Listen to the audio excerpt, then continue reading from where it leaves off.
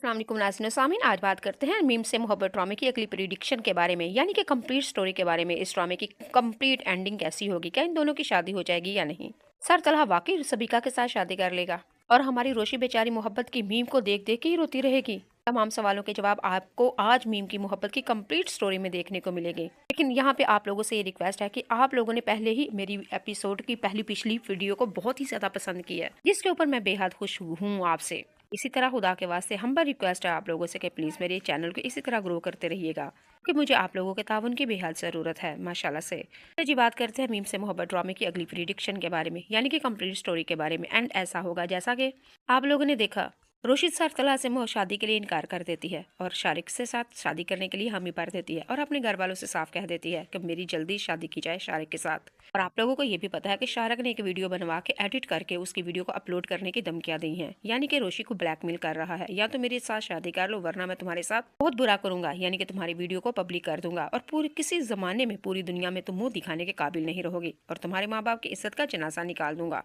सामीन आप लोग ये देख रहे हैं कि सर तलहा के अब्बू आए हैं और उन्होंने आकर रोशी से साफ कह दिया कि तलहा सबिका के साथ शादी करने के लिए तैयार हैं।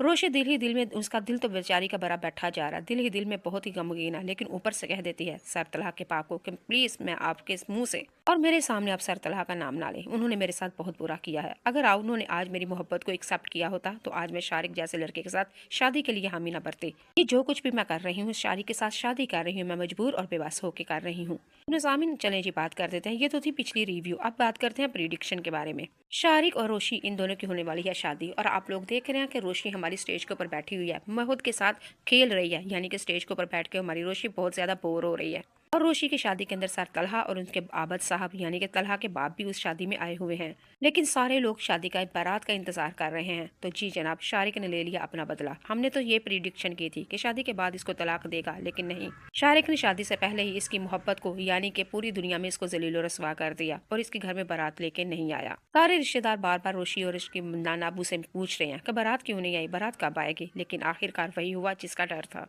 मजबूर होकर नाना मियाँ ने तो साफ कह दिया कि पूरे बरातियों के लिए रोटी खोल दी जाए और खाना खा के अपने घर के लिए चले जाएं। खैर ऐसा ही हुआ, सारे रिश्तेदार खाना खा के अपने अपने घरों में चले गए, यानी कि लड़की के बारात आई ही नहीं, निकाह हुआ ही नहीं और पूरी दुनिया कुत्या कुत्या थू थू कर रही है रोशी के ऊपर। ऐसा कि आप लोगों को पता है हमारे मुआशरे में यही कुछ तो होता है और खसूसी लड़कियों के साथ ज्यादा होता है। अस्तगफिरुल्लाह। और ऐसा ही हुआ, रोशी को काफी ज्यादा ट्रोल किया जा रहा है। उसके माँ बाप को ये कहा जा रहा है तुम्हारी लड़की ही अच्छी नहीं थी, इसलिए उसके घर में बारात आने से ही पहले जवाब हो गया। सर तलहा भी देख रहे हैं, आबद साहब भी देख रहे हैं और आबद साहब ने फिर सर तलहा को देखा और देखा कि किस तरह शर्मिंदा हो रही है बेचारी रोशी, कितनी जलील और रसवा कर रही है दुनिया वाले उसको। सर तलहा अपने बेटे से कहेगा कि मेरी बात सुनो, कितनी मजबूर और बेबस है ये लड़की वाले, काश कि तुम इसकी मदद कर सकते। सर तलहा ने कहा कि बाबा मैं मदद तो करना चाहता हूँ, लेकिन कैसे करूँ? और आगे से तलहा ने कहा इस वक्त तुम्हें मेरे पास नहीं बल्कि रोशी के पास होना चाहिए था और तुम्हें इस वक्त उसके काम आना चाहिए था। याद नहीं जब हमारा मोहित और हमारे ऊपर कितनी ज्यादा परेशानी गुजरी थी और हमारे रोशी नहीं आके संभाला था, तसल्लियां दी थी। ये छोटी सी लड़की ने बुरे वक्त में हमारा बहुत अच्छा साथ दिया। और सर तरह तुम कैसे लड़के हो, इस वक्त तुम मेरे पास बैठे हुए हो, तुम्हें तो इस वक्त रोशी के पास जाना चाहिए था। सर तलहा फिर आगे से समझेगा नहीं कि क्या करे, फिर आबद साहब समझाएगा कि मेरी बात सुनो, इस वक्त उसकी बारात नहीं आई है, तुम निकाह कर लो उससे। सर तलहा तो हक्का बक्का हो जाएगा परेशान। फिर आखिरकार वो ना चाहते हुए भी उसको समझ नहीं आ रही कि किस तरह बेचारी रोशी के घर वाले और रोशी के कुत्या कुत्या हो रही है, पूरा खानदान जिस तरह उसको जलील और रसवा कर रहा है। रोशी के नाना मियाँ को अटैक हो जाएगा, माँ उसकी बहुत ही ज्यादा परेशान और रोशी का रो रो के हो जाएगा बुरा हाल। किस किस को सफाई दे वो बेचारी अपने बारे में, अपनी पाक दामनी के बारे में।